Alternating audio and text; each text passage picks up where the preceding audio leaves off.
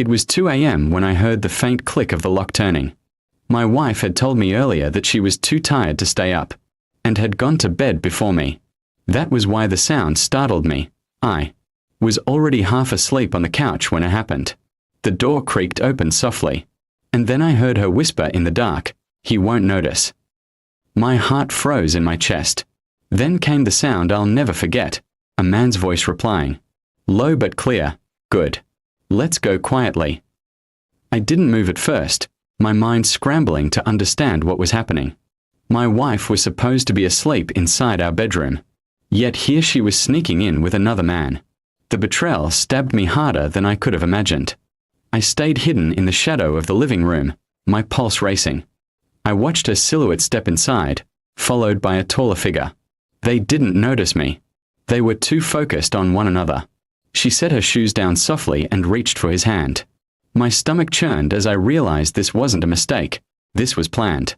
They whispered back and forth, laughing under their breath like teenagers breaking curfew. Every small sound hit me like thunder in my ears.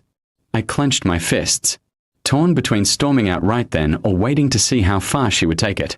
Rage battled with heartbreak, and both were tearing me apart. The man leaned close, brushing her hair back. "He's asleep, right?" he asked. She nodded quickly, whispering, "Yes, he never pays attention at this hour." That was the moment my anger outweighed my pain. How many times had I trusted her when she said she loved me? How many nights had she lied so easily? I stepped out from the shadows, and the sight of their faces was almost satisfying. My wife gasped, stumbling back, her hand still caught in his. The man froze, his expression somewhere between shock and guilt. I looked at them both, not needing to shout.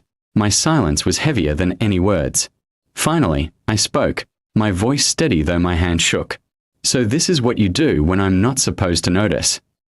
She opened her mouth to explain, but the excuses died before they even formed. She knew there was nothing she could say that would erase what I had just witnessed. The man tried to step forward, muttering something about leaving, but I stopped him with a glare. "Get out," I said sharply. "You don't belong here." He hesitated only a second before walking quickly toward the door, avoiding eye contact as he slipped out into the night. The silence that followed was crushing. My wife reached for me, her face pale with fear. "Please, let me explain," she begged. But I shook my head, pulling away from her touch. "Explain what? That you've been lying to me? That you thought I was too blind to see?" Each word broke something inside me, yet I refused to let her see me crumble. She started crying, pleading, telling me it was a mistake, that she didn't mean for it to happen. But her whispers with him had already told me the truth. It wasn't the first time, and it wouldn't have been the last. Her betrayal had been carefully hidden, until tonight when her own arrogance exposed her. I walked past her into the bedroom, gathering a small bag of clothes. She followed, begging me to stop, promising to change. But the sound of that man's voice echoing in my ears told me that promises were worthless now. Trust, once broken, couldn't be patched together with tears. When I reached the door with my bag in hand, I turned to her one last time. "You whispered that I wouldn't notice," I said coldly. "But I did. And now you've lost me forever." Her sobs filled the empty room as I walked out into the night. The cool air biting but somehow freeing.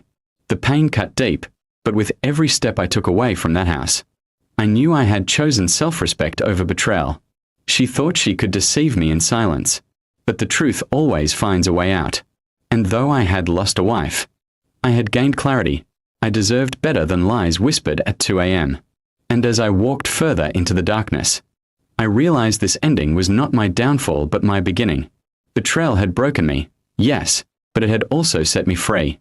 Somewhere beyond the pain, there was a future waiting where I would no longer be the man she thought wouldn't notice. I would be the man who chose to rise above it.